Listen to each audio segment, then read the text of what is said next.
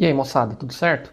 Bom, hoje eu vou trazer uma dica para concurso de contabilidade de um tema que passou por uma mudança bastante drástica a partir do ano de 2019, que diz respeito aos contratos de arrendamento ou contratos de leasing. Beleza? Bom, a gente tem aqui no Brasil a norma que trata dos arrendamentos, é o CPC 06, e ele passou por uma mudança bastante grande aí em decorrência da IFRS 16, que é a norma de contabilidade internacional, que entrou em vigor em janeiro do ano passado, 2019, e que trouxe bastante mudanças aí em relação ao que a gente entendia e aplicava e praticava em termos de arrendamento até então. Então, com isso, existe uma tendência aí das bancas de concurso também cobrarem bastante isso de vocês nas provas. Então, por isso eu resolvi fazer essa discussão breve com vocês aqui de alguns pontos importantes que podem ajudar vocês a ter um bom desempenho em prova de concurso, enfim, ou outras que vocês se deparem aí futuramente, beleza? Bom, então, antes de tudo, antes de iniciar propriamente alguns pontos da norma, a gente tem que entender o que é o arrendamento, beleza? O que é como que se configura um contrato ou uma situação de arrendamento. Então, o arrendamento em si, ele é a transmissão do direito de controle de um determinado ativo para uma pessoa jurídica por um determinado período de tempo. Então, o arrendamento se configura exatamente por essa transferência de controle. Então, percebam o termo controle. A gente vai entender o link disso depois com a contabilidade logo em seguida, mas é bastante importante salientar que numa operação de arrendamento ocorre a transmissão do controle de um ativo, ou seja, nós temos duas pontas num contrato de arrendamento, o arrendador e o arrendatário. Então, quando o arrendatário, que é a empresa, a pessoa jurídica que recebe um determinado ativo, ela celebra o contrato de leasing, ela está recebendo o controle daquele determinado ativo, beleza? Tudo bem. E vocês vão notar posteriormente com o estudo, a gente vai discutir aqui brevemente, mas quando vocês forem estudar o tema, vocês vão verificar que as principais mudanças decorrentes da IFRS 16, a nova norma de leasing, elas são exatamente para o arrendatário. Para o arrendador mudou pouca coisa, mas para o arrendatário são as principais mudanças aí que a nova norma de leasing gerou, beleza? Porque vejam, antigamente a gente tinha duas figuras no arrendamento. Tá? A gente tinha um arrendamento operacional e a gente tinha um arrendamento financeiro, ou leasing operacional e leasing financeiro. Agora, para o arrendatário, é leasing, é arrendamento, é uma coisa só. Não se separa mais o contrato de arrendamento em operacional e financeiro. Então, para a pessoa jurídica que recebe o bem, que recebe o controle do ativo, é uma operação só, operação de arrendamento, tá certo? Então, essa é a principal mudança aí que a gente teve com a IFRS 16 decorrente da mudança especificamente que ocorreu aí, que entrou em vigor a partir de janeiro de 2019. Então, para quem está arrendando um determinado ativo, o contrato é de arrendamento. Não se separa mais, o leasing é financeiro ou o leasing é operacional, é arrendamento, leasing, uma operação só. Não existe mais essa segregação. E por que essa mudança ocorreu? Porque, vejam, segundo várias pesquisas, vários artigos que já foram publicados sobre o tema, existiu uma estimativa de que aproximadamente 3,3 trilhões de dólares em obrigações, em passivos, eles estavam fora dos balanços patrimoniais das empresas que tinham contratos de arrendamento, exatamente pela forma como era tratado, pela não inclusão, pelo não tratamento contábil de alguns desses contratos de arrendamento, quando existia essa segregação entre leasing financeiro e leasing operacional, tá certo? Então isso prejudicava uma série de avaliações das empresas que elas eram realizadas. Pensem, por exemplo, um investidor, que ele vai avaliar, por exemplo, uma companhia aérea, que, sei lá, a maioria dos aviões dela, de outros ativos que ela possui, eram objeto de contrato de leasing operacional. Então, esses aviões não existiam no balanço dessas empresas, mas elas tinham uma série de passivos de obrigações que elas tinham que pagar E quando alguém ia fazer a análise do balanço dessas empresas, ele tinha que ficar ajustando, lembrando de que tem que incluir o passivo do leasing na análise para recalcular os índices, por exemplo, de liquidez, de endividamento. Então isso gerava toda uma complicação, sem contar a falta de transparência, né, que havia, porque a empresa efetivamente tem uma obrigação, ela vai ter que pagar aqueles contratos de arrendamento que ela está fazendo, mas isso não está no balanço, então isso gerava, né, uma falta de transparência. Então, todos esses pontos aí, eles contribuíram para que ocorresse a partir de 2019 a mudança da norma, tá certo?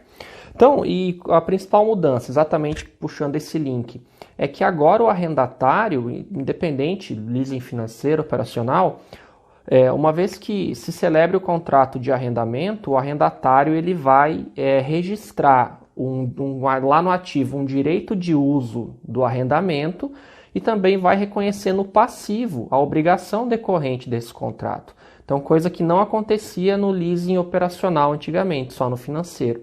Então, agora, né, independente da situação, da classificação, da nomenclatura que se dê, você vai ter lá o arrendatário registrando um ativo relacionado ao contrato de leasing e registrando também uma obrigação, um passivo relacionado àquele contrato, beleza? E em termos de mensuração, lá no ativo ele é mensurado a custo, né? Então é o que está na norma, no CPC, na IFRS, e lá no passivo, né, essa obrigação ela é registrada pelo valor presente dos pagamentos que vão ser realizados em relação a esse contrato, beleza? Coisa que a gente já faz na contabilidade há bastante tempo, então sem nenhuma grande novidade em relação ao registro disso, beleza? E por que é importante fazer essa discussão aí, né, porque eu quero amarrar aqui para a questão do concurso? É importante a gente destacar que a propriedade do ativo ela não é uma condição para que ele seja registrado na contabilidade. Então vejam, lá no começo do vídeo eu falei e chamei atenção para o termo controle. Então a relação, o contrato, né, a transação de arrendamento, ela transfere o controle do ativo. Então, é condição para que uma empresa, uma pessoa jurídica, registre na sua contabilidade um determinado ativo que ela tenha o controle sobre ele, tá certo? Então, a propriedade é uma das formas de você adquirir o controle, mas não a única, tá certo? Então, por isso que quando uma empresa arrendatária ela celebra o contrato de leasing e está com o controle do ativo, ele é registrado na contabilidade, tá certo? Então, mesmo ela não sendo a dona propriamente, a proprietária daquele ativo, ela registra na contabilidade porque ela detém o controle, tá certo? Que é a condição suficiente para que determinado ativo seja evidenciado e registrado na contabilidade e, consequentemente, o passivo também seja reconhecido, a obrigação evidenciada lá no outro lado do balanço, tá certo? Tudo bem, então, bom, essa era a discussão mais inicial, mais teórica que eu queria tratar com vocês. Tem outros pontos que a norma é muito extensa, não dá para abordar tudo num vídeo curto assim, mas tem algumas exceções também, não é tudo que agora recebe esse tratamento que eu dei para vocês, tem exceções, eu recomendo que vocês deem uma lida na norma, só cuidem para pegar a norma mais atualizada, já de acordo com a IFRS 16, para que você não faça a leitura de um documento, enfim, desatualizado, beleza? Bom, então vamos dar uma olhadinha em questões de concurso, uma questão específica do CESP, de como esse tema vem sendo cobrado e, enfim, os cuidados que a gente tem que ter aí para a próxima leva de questões que as bancas vão começar a produzir sobre esse tema. Vamos dar uma olhadinha lá. Tudo bem, moçada? Estou aqui com a questão 73 do concurso para analista contábil da FUNPRESP, que foi organizado pelo CESP em 2016. A questão diz o seguinte: ao adquirir um veículo por meio de arrendamento mercantil financeiro, uma entidade deverá registrar o lançamento a débito desse ativo no imobilizado somente ao final do prazo de vigência do contrato, haja vista ela não ter a propriedade do bem. Então vejam, essa questão aqui ela foi formulada sob a antiga norma de leasing que até então tinha vigência tanto no cenário nacional quanto internacional. O Brasil já tinha aderido às IFRS aqui na época, mas a norma era antiga, beleza? Então vamos fazer uma análise e uma contextualização dessa questão aqui do ponto de vista do que a gente conversou na aula aí de hoje. Então, bom, vamos primeiro nos atermos aí ao que a época dessa questão. Então, né, vamos analisar primeiro e resolver a questão à luz da norma que então tinha vigência na época. Então vejam, ó, ao adquirir um veículo por meio de arrendamento mercantil financeiro, era, né, uma das espécies de arrendamento mercantil existentes, a entidade deverá fazer o lançamento a débito desse ativo no imobilizado, ou seja, reconhecer na contabilidade, somente ao final do prazo de vigência do contrato, haja vista ela não ter a propriedade do bem. Bom, então analisando isso aqui à luz do que se tinha de normas sobre leasing na época, tá? A resposta é completamente errada, beleza? Por quê? Porque quando até então havia a bifurcação aqui entre leasing operacional e financeiro, uma vez que o leasing era do tipo financeiro, a empresa já registrava no início do contrato esse item lá no seu ativo, no caso imobilizado, né? Justamente pela natureza do leasing, pelo leasing ser financeiro, tá certo? Então aqui vejam, o fato dela, né, não ter a propriedade não era um impedimento para que ela registrasse na contabilidade o leasing, uma vez que ele fosse financeiro, beleza? Financeiro. Ok, então, à luz do que a gente tinha de normas sobre leasing à época, a resposta, o gabarito é errado, né? Então, a assertiva aqui estaria errada. Agora, trazendo um pouquinho a discussão à luz do que a gente conversou hoje, a gente não pode esquecer que não existe mais essa bifurcação aqui para o arrendatário, tá certo? De leasing financeiro e leasing operacional. Ele é só leasing, só arrendamento, beleza? Então, uma vez que o arrendatário ele celebre uma operação de leasing, ele vai registrar isso aqui lá no seu ativo, né, como um direito de uso aí de um determinado bem, do ativo objeto do leasing, desde o início do contrato, tá certo? Então vejam, a diferença aqui é que para o arrendatário não existe mais, não importa mais para ele registrar na contabilidade dele o ativo, o fato de ser um leasing financeiro ou leasing operacional. Sendo transação de arrendamento, isso vai ser registrado na contabilidade.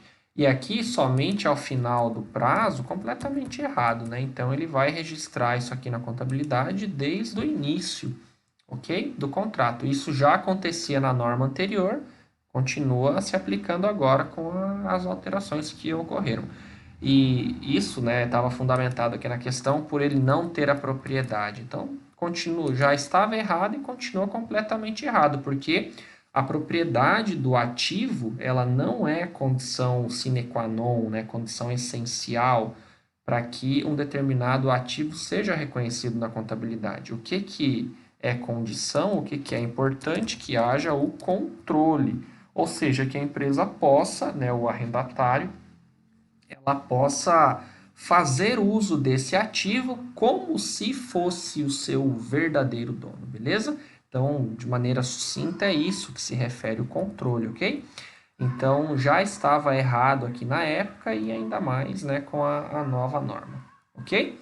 Então, vejam, embora é uma questão antiga, a gente consegue se aproveitar dela para fazer a análise de como isso era na época e já incorporando os reflexos da nova norma da IFRS 16, né, a nova versão do CPC 06 aí, que foi o que a gente discutiu na parte inicial do vídeo.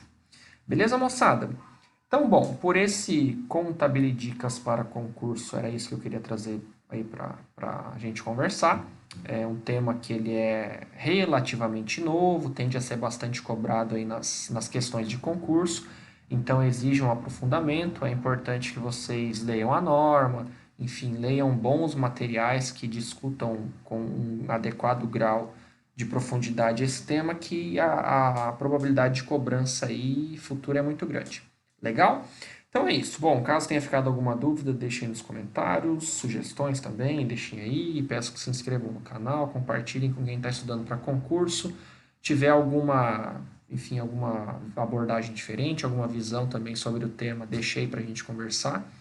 E é isso. Então a gente se encontra no próximo vídeo. Valeu aí, moçada. Bons estudos. Até mais.